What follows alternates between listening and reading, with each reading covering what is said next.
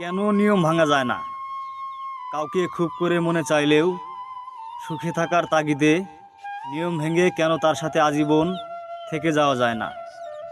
কারো প্রতি তীব্র মায়া কাজ করলেও কেন নিয়ম ভেঙে বলা যায় না তোমাকে আমার প্রয়োজন?